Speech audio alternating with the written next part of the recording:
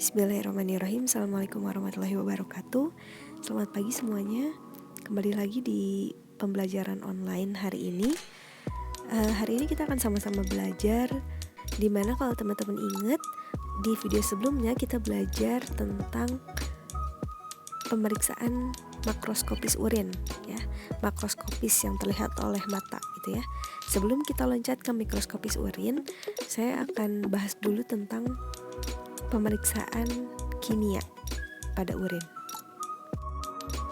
Nah, jenis pemeriksaan kimia pada urin itu ada dua. Yang pertama secara manual, yang kedua adalah menggunakan reagent strip.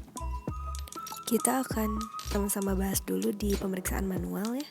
Jadi pemeriksaan manual ini ada dua jenis pemeriksaannya yang akan kita pelajari. Yang pertama adalah pemeriksaan glukosa dan yang kedua adalah pemeriksaan protein. Jadi glukosa dan protein di urin itu tidak normal, ya. Tidak boleh ada glukosa dan protein di urin. Kenapa? Karena keduanya itu harusnya diserap oleh tubuh kita dan dijadikan sebagai energi. Sedangkan ketika ada di urin berarti itu ada sesuatu yang salah. Pemeriksaan glukosa metode Benedict. Nah, tentunya tujuannya adalah untuk mengetahui apakah ada atau tidaknya glukosa pada urin. Nah,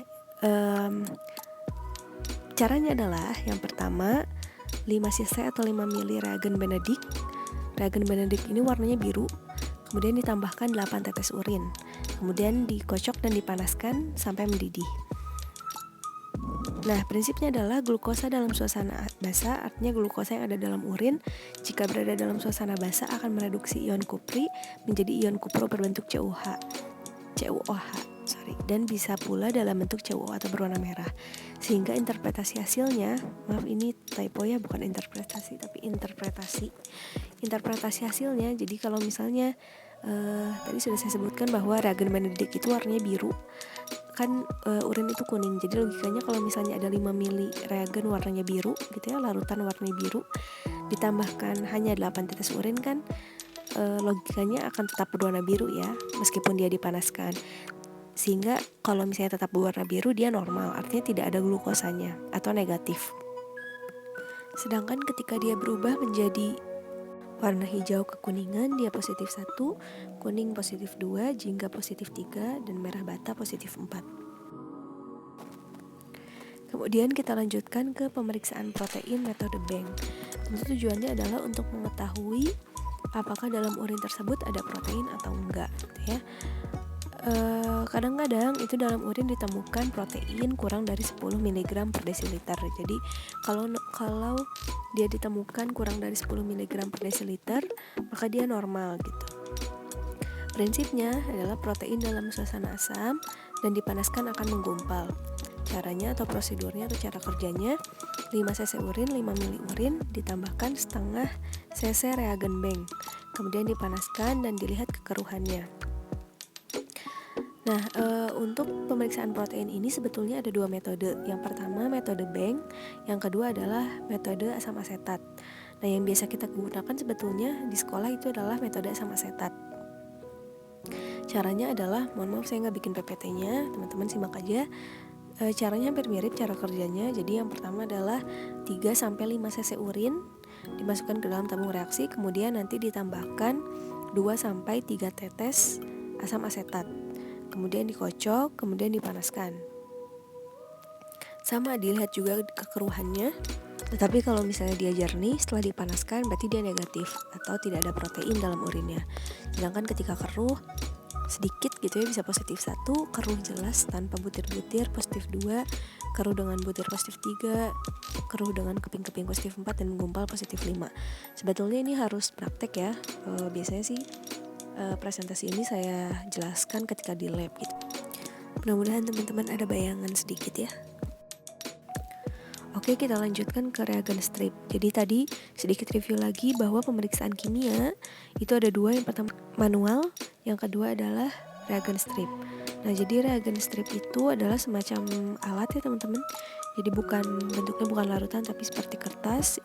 Ini contoh gambarnya. Jadi itu yang di bawahnya adalah sticknya gitu ya, kemudian itu botolnya, tempat penyimpanannya. Nah, yang sticknya tadi nanti akan kita celupkan. Jadi kalau teman-teman lihat itu ada warna-warni di garisnya gitu ya. Nah, itu setelah dicelupkan ke urin, kita lihat warnanya apakah ada perbedaan atau enggak. Jadi setelah dicelupkan ke urin kemudian diangkat, kemudian kita lihat ada perubahan warna, itu disamakan dengan botol yang tadi, kan di botolnya juga ada warna-warnanya ya. Nah itu disamakan, kalau misalnya dia ada perubahan warna berarti dia positif. Nah disitu kan karena banyak warnanya itu ada banyak parameternya. Jadi ada banyak parameter yang ada pada reagen strip, diantaranya pH, glukosa, protein, bilirubin, sampai kemudian berat jenis. Jadi dalam satu stick, dalam satu alat itu bisa meriksa segini banyak poin-poin pemeriksaan lab gitu ya. Kenapa di glukosa sama protein ada lagi gitu ya? Apa bedanya sama manual yang tadi? Jadi kalau misalnya pemeriksaan manual biasanya digunakan untuk mengkonfirmasi dari pemeriksaan alat yang lain. Jadi kalau misalnya kita melakukan pemeriksaan menggunakan reagen strip, tapi ternyata kayaknya ada yang salah nih, ada masalah nih. Nah kita konfirmasi lagi, kita ulang dengan pemeriksaan manual. Makanya teman-teman juga harus bisa pemeriksaan manual yang tadi, glukosa metode Benedict dan protein metode Bank. Kemudian selanjutnya kita ke pemeriksaan mikroskopik urin. Nah, jadi ini yang intinya juga ya. Jadi sebelumnya di video sebelumnya kita belajar tentang pemeriksaan makroskopik urin. Nah, sekarang kita ke pemeriksaan mikroskopik urin. Jadi sesuai dengan namanya mikroskopik, maka hal utamanya adalah kita menggunakan mikroskop untuk melihat elemen-elemen yang ada pada urin. Nah sayangnya kita tidak bisa nih urin yang udah kita terima kita langsung periksa di bawah mikroskop gitu ya. Kita tetesin misalnya di objek glass di kaca gitu ya, kemudian kita lihat, nggak bisa. Tapi ada beberapa tahap yang harus kita lalui atau harus kita lakukan gitu ya. Yang pertama adalah pastikan dulu bahwa urin yang kita gunakan adalah urin segar, artinya tidak lebih dari 2 jam. Di video sebelumnya saya udah bahas kenapa sih kita harus meriksa urin yang segar, gak boleh urin yang udah semalaman dan sebagainya gitu ya. Kedua, kita masukkan ke dalam centrifuge. Dia ada sebuah alat namanya alat pemutar atau alat pusing atau alat centrifuge namanya sebetulnya.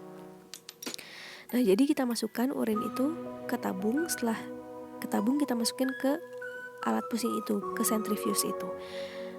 Nah yang dimasukkan adalah cukup 10 cc atau 10 mili aja. Kemudian di centrifuge selama 5 menit, kecepatannya 1500 rpm. Nah kemudian setelah diputar di centrifuge, nah filtratnya dimasukkan ke dalam tabung lain. Apa itu filtrat? Jadi teman-teman bayangin ada air, misalnya isinya teman-teman punya air sama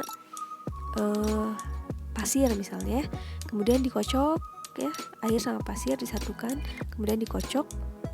Nah itu semacam disentrifuge sebetulnya. Kemudian setelah diputar kan, kalau misalnya kita diamkan itu air dengan pasir kan lama-lama pasirnya akan mengendap. Nah pasir yang akan mengendap di atasnya itu ada cairannya kan. Nah cairan inilah disebut filtrat.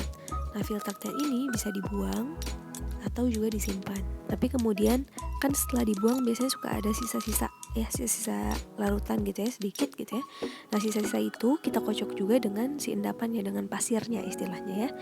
Dikocok juga, kemudian nanti kita ambil setengah cc, sedikit aja ya, 1 tetes kurang lebih, nanti kita tetesin ke objek glass. Objek glass itu semacam kaca. Nanti setelah ke objek glass ditutup dengan cover glass, kemudian kita lihat di bawah mikroskop gitu ya. Nah di bawah mikroskop inilah yang nanti akan kita laporkan pada hasil pemeriksaan. Misalnya kita menemukan elemen, misalnya silinder atau kristal dan lain-lain. Nah inilah di sini tugas teman-teman, mencari foto-foto elemen atau sedimen atau kristal yang ada pada urin, kemudian ditempel di buku. Nah saya rasa cukup sekian pembelajaran hari ini. Terima kasih banyak sudah menyaksikan. Apabila ada yang belum paham, teman-teman boleh komen di bawah ini, nanti insya Allah saya jawab. Sekian video hari ini, sampai bertemu di video selanjutnya. Assalamualaikum warahmatullahi wabarakatuh.